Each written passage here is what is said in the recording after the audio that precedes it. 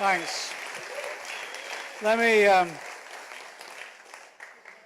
me just tell you what we're doing, what we've been doing, because in the tradition of the British Constitution, the opposition party, before an election, has the opportunity to meet with the civil servants.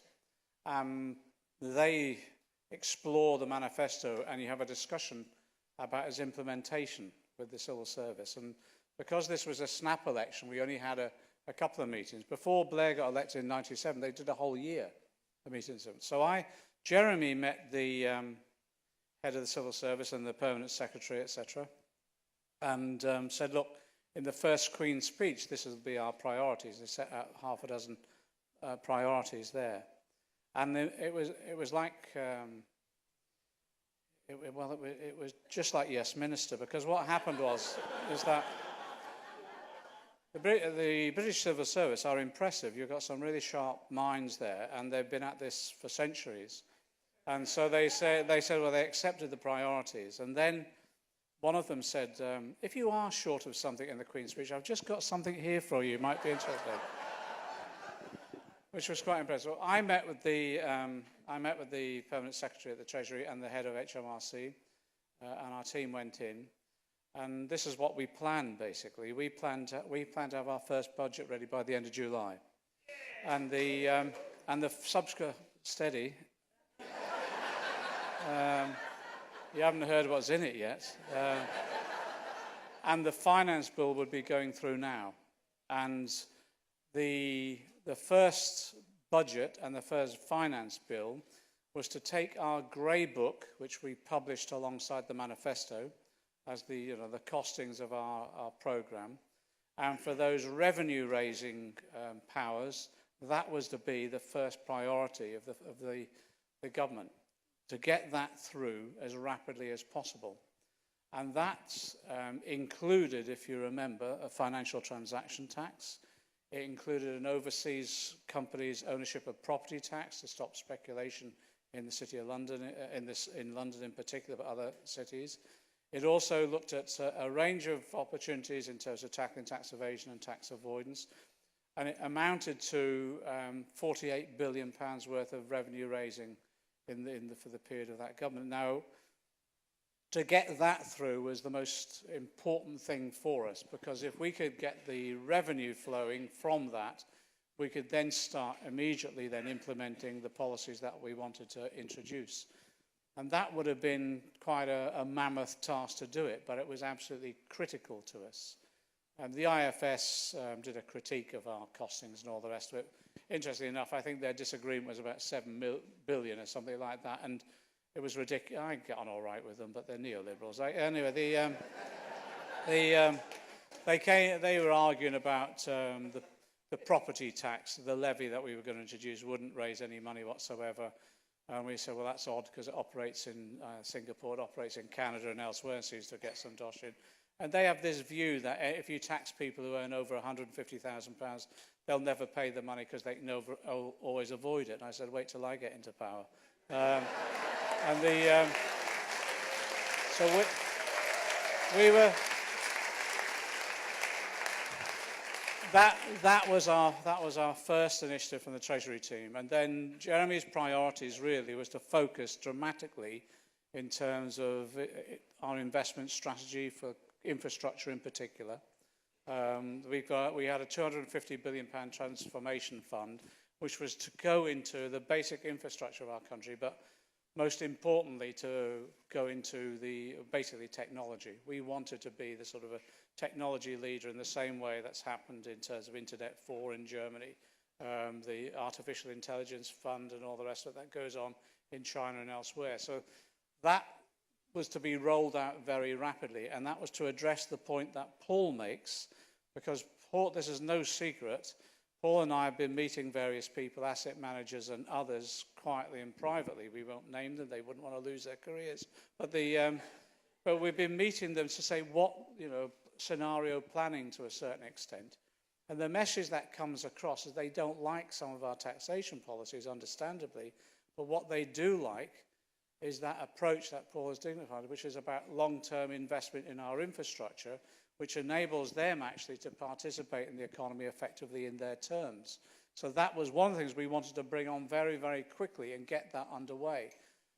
At the same time, it was about rehabilitating our public services. And what we're doing now in terms of the manifesto, and this is where you come in really, exactly as Paul has said, what we're doing now, we're taking every policy commitment in the manifesto and we're looking to develop detailed implementation manuals and then even get to the stage of drafting the necessary legislation so that's all on the shelf so we can hit the deck running as soon as we go into government. Now that's the sort of bureaucrat I am, you know. That's the sort of bureaucratic work that has to be done in the preparation of almost a traditional government. But we're not going to be a traditional government. We're going to be a radical government. And we're going to face all the now, we're going to face all the challenges that I'm sure you've discussed before I got here and Paul mentioned as well. And we've got to scenario plan for those. And that's exactly what we're doing at the moment. Bringing the relevant expertise together at every level to talk through what happens if there's such and such a reaction, what if there is a run on the pound, what happens if there is this concept of capital flight. I don't think there will, but you never know, so we've got to scenario plan for that. So exactly as Paul has said, people want to know we're ready, and they want to know we've got a response to anything that could happen. Because if we can demonstrate that, that will calm things down as well because they'll know how to have a reaction, you know. We had an economic conference and seminar up in Scotland, and this is no word of a lie. We were having a discussion about Keynesian's reverse tap and how we could use that. Now, I said, look, I will be in Nirvana if at the next election you are having a discussion on these doorstep canvassing to talk about Keynes's reverse tap and its implications for reassuring investors in the long term that we will have relative cheap, but at the same time we'll have relatively certain money in the future and controlled money in the future, controlled credit in the future. Again, it's looking at all those different opportunities that we've got. Richard Barbrook is one of our people who's been working on digital democracy with his teams and all the rest of it. He's got a group of people who've come up with, he does war games. He's got a group of people who are coming up with war game type scenario planning for when a Labour government goes into power. And again, working through scenarios like that. And again, I just think it's incredibly creative. So already people are coming forward with, exactly as Paul said, with their own expertise and abilities to advise us on that. And that includes Anne, and that includes Paul and others. And we're going to build upon that in these next few months. So we're exactly ready, and we've scenario planned for every alternative or every option that we'll have to face when we go into government. That's the first step. The second step, though, is, I think Anne was involved in this the same as me. In the 1980s, we were advocates of a policy or a strategy of in and against the state. And the concept of in and against the state was to explain to people the state, yes, is a set of institutions, but it is also a relationship. And it's a relationship of dominance, largely. So when I was involved in you might recall, I was involved in the GLC, and so was Anne. When we took over County Hall, we tried to implement that policy of in and against the state. So we took control of the state mechanism at County Hall, but at the same time, what we tried to do is change the relationship completely of dominance. So we opened the doors of County Hall. Anyone could come along, suggest a policy, and also participate in its implementation. And we did that, again, to try and change the relationship between the state and the individual and the community. That's what we'll have to do in government. And we should start planning for that immediately. So, on the proposals that we've announced, for example, on the public ownership proposals that we've announced, we've got to start work now, using the unions largely as the vehicle at the moment, but building upon that into wider civil society to say, look, how exactly are we going to manage these industries when we take them back into public ownership? And let's start doing the detailed work now. Let's start doing the consultations with consumers or passengers or whoever, and also with local authorities and local councils, etc., about how we build the structures, because in doing that, we'll be able to ensure that in addition to taking over that structure, we're changing the relationship from one of dominance to participation and control. Now, we've got to look at every sector in that manifesto and every part of society that we want to transform to introduce that principle into that operation and the implementation of that policy. Now, that's incredibly hard work, but actually it's most probably the most fruitful work that we'll do. This whole process of engagement, of self-implementation of the manifesto policies that we want to introduce when we go into government. Because when we go into government, our biggest resource won't just be the brilliant minds that are advising us, like Anne and Paul and others. It will be the mass base that we can build to support us, not just on the basis as like football spectators clapping along the team, but actually being part of the engagement of the very direct implementation of the policies that they support. Are you with me on this? Okay. So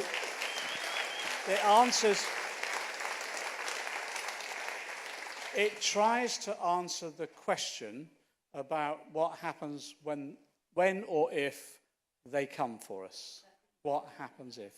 And I think if we can do the detailed bureaucratic work that needs to be done in government to implement some of these policies, to free up the resources that people can then use at every level, and if we can do that process of engagement of literally the wide community, the civil society in the development and implementation of our plans, we can build up a base that can sustain that sort of potential assault. But actually, more importantly, we can build up the popular basis of support that will ensure that that assault is not even contemplated. Yes,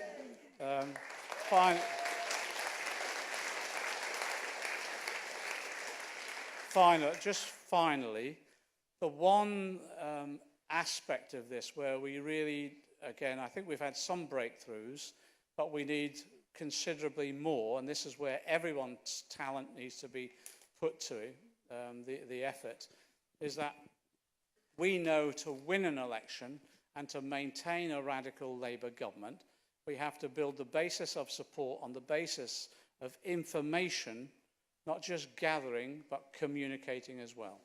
So yes, we have the continuing problem of the media ownership and control until we get into government and transform some of that.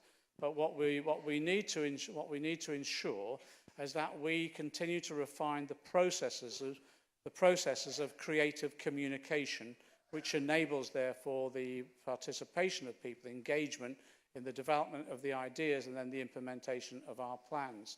And that does mean real serious consideration of how we go to the next plateau in terms of creative use of social media and other forms of media as well. I think we've been incredibly successful so far, but it's still a narrow success. It's all well and good having a couple of million hits on a short clip or something like that, but actually we need to go to the next stage of engagement. And one of the ideas we're developing, as Richard Barbrook again in his group, is we've got to develop on very rapidly now our forms of digital democracy so that we extend engagement in that way. So it isn't just about communicating, it's about involving. Now, what's interesting, mechanisms exist and they're used. Actually, I think it was in South Korea, they used digital democracy to actually design a whole range of legislation that was to put in place.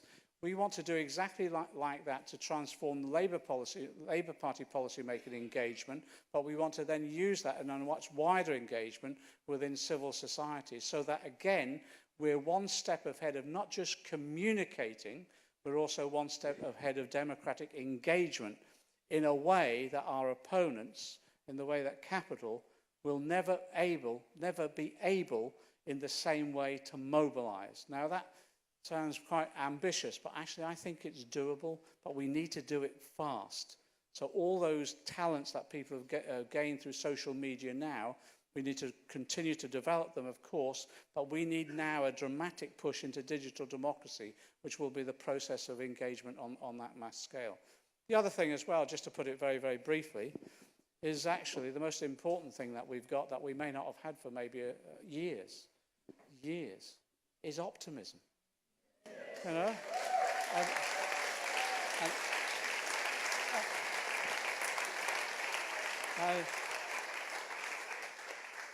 And, and it, you know, it is, you know, I get into all sorts of trouble every time I quote a Marxist. But look, Gramsci was right. Pessimism of the intellect, optimism of the will. That's got to be our watchword for our movement for this coming period. Thanks a lot.